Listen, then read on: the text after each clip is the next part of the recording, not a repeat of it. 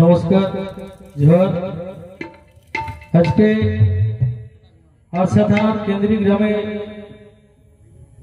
আমাদের মানভূমের শিল্পীবৃন্দের পরিচালনায় উদ্যোগে বা আড়াপাড়ায় মানভূমের আদি সংস্কৃতি ঝুমুর গীতের প্রচার এবং প্রসার একটা অভিযানমূলক এই প্রোগ্রাম বা অনুষ্ঠান আজকের থেকে শুভারম্ভ।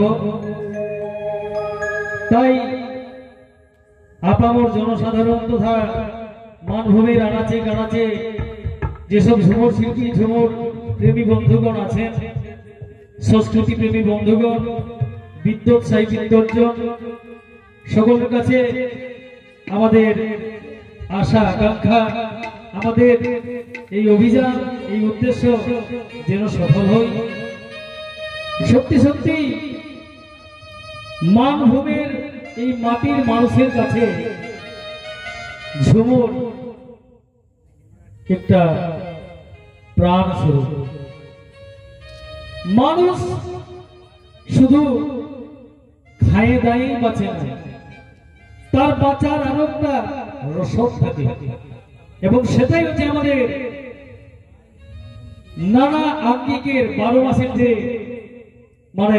ঋতুচক্রে আমাদের পরব তিহার, সেই সঙ্গে 12 মাসের একটা নিজ রঙের উপাদান হচ্ছে ঝুমুর।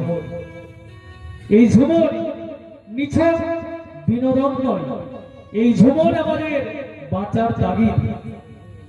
এটা ইদেনের তৈরি করা নয়, আমাদের আজা পুরখা যারা মরে গেছে তারা এটার তাগিদ অনুভব করেছিল এবং এটাকে লালন করে আসছে বলে উত্তরাধিকার সূত্রে আমরা এতটাও পাইছি। এরপর আমরা যদি এটাকে টিকায় রাখতে না পারি, তাহলে আমাদের পরবর্তী প্রজন্ম, আমাদের ছেলেপুলা ঝুমুর মাইকবার জিনিস না পরিবার জিনিস না ওইটা সুখভার কি বটে, এটা কোনো বুঝতেই পারবে না। আমাদের দেখলো, আমিও সমাজে ঝুমুর গাইছি, তখন কি বলবো, সমাজ মানে যে ঝুমুরা তাদের মধ্যে একটা কম্পিটিশন থাকতো।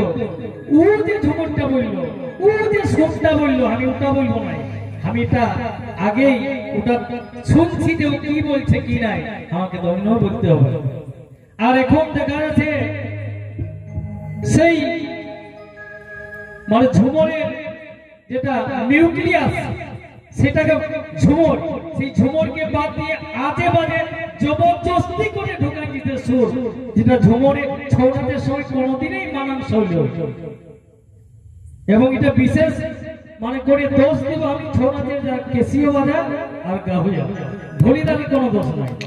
কেন দোষ? ওকে তো যে নাচের যে বাজনা সেটা বাজাবে কে, কিন্তু সুর দিও তো আলাদা আলো, তাহলে সেটা কে দিচ্ছে? কেসিও বাজা আর গাহুয়া। এরা এমন কেন করছে সেটা আমি যেটা অনুভব করছি আমার নিজস্ব অভিজ্ঞতায়, যে ঝুমুর তো ঢেক দিলে হচ্ছে, তো মনে হয় এটা গাহা বাজা করে অতটা মনে হয় নাম কেমন নাই যাবে মনে হচ্ছে। তাহলে যে নতুন নতুন এখন ইহা গান গিলা আসছে, এই গিলা যদি ঢুকা যায় তো মনে হয় টুকু শিল্পী হিসাবে ভালো গন্তিকেও আসবো আর নামও হবে, এইরকম একটা ধারণা। ঝুমুর গাহিতে ভালো শিল্পী হওয়া যায়, নাম কামা যায়, এটার নিজের উপর বিশ্বাস কি বাধা আমার অনুভবে যেটা বলে না রে, এই ঝুমুর গাহে বড় বড় দিগন্ত নাম কামাই গেছে, সেই ঝুমুরকে বাদ দিয়ে কি করে ছড়াছড়ি, এবং এটার জন্য বেশি দায়ী বড় বড় নামধারী ছড়াছ পার্টিগুলো। কেন ছড়ানোর একটা নিয়ম আছে, নাম করা টিমে যেটা করে বাকি লুধুয়া বুধুয়া গিলাই ওদের দেখে ও এইটা করছে, তাহলে আমাদেরকেও করতে হবে। এটা এই রোগটা সারতে কিন্তু বেশি সময় নাই যদি ওরা ঠিক থাকে। কারা? এই নাম করা টিমগুলা, ওরা যদি ঠিক হয়ে যায় না তো ওইটা কি বলবো, আর বছরে ঠিক হয়ে যাবে। তো জানি নাই তাদের মাথায় কিভাবে আসে, এবং মানে ম্যানেজাররাও তো এটার কোনো ধার ধারে না যে আমার পার্টির কি গান বাজনা হচ্ছে নাই হতে, আরামসে যাই ঘুমাতে, সকালে পয়সা পকেটে ভরে ঘুরে এসছে।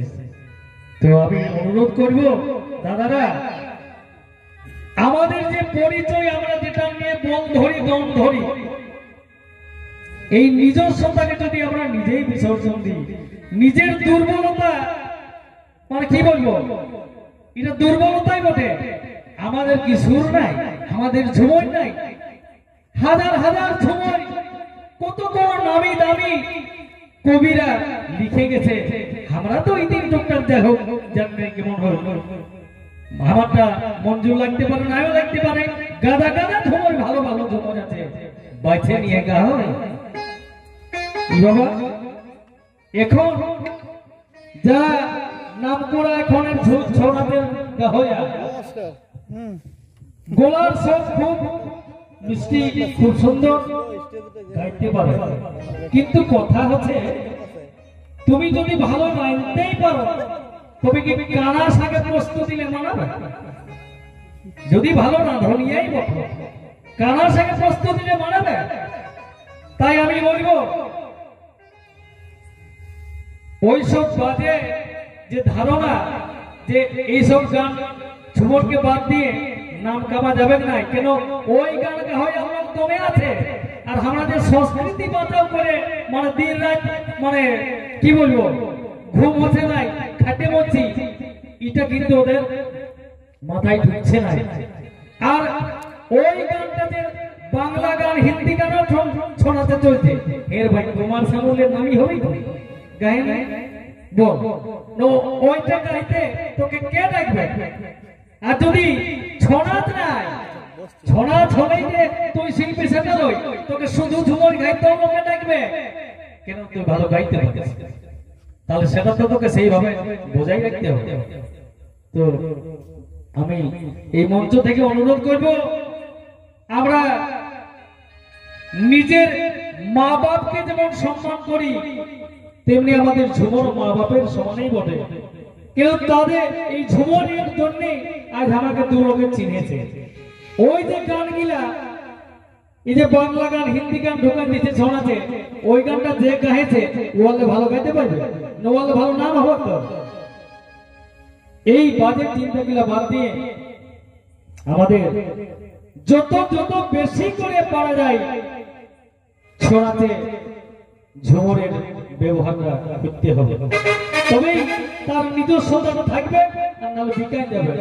আমার তো মনে হচ্ছে যেভাবে চলছে, একটা এমন দিন আসবে যে কেউ বলবে ঢল লাগলা তো ঢের দিন বাজবে, ইয়ারপর মোটা ছনা নাল বাজো, কিপ্যাড বাজো, পেট বাজো, ইয়া হ্যাঁ আরো যে ইলেকট্রনিক আধুনিক যন্ত্রপাতি বাবা, হ্যাঁ হেডসোনিক আছে, ওটা তুই স্ট্যান্ডার্ড হবে।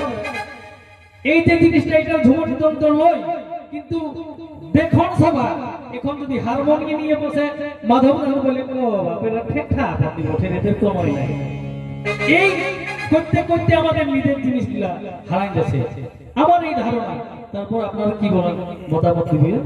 যাই হোক, আমি শুরু করছি আমার জন্য।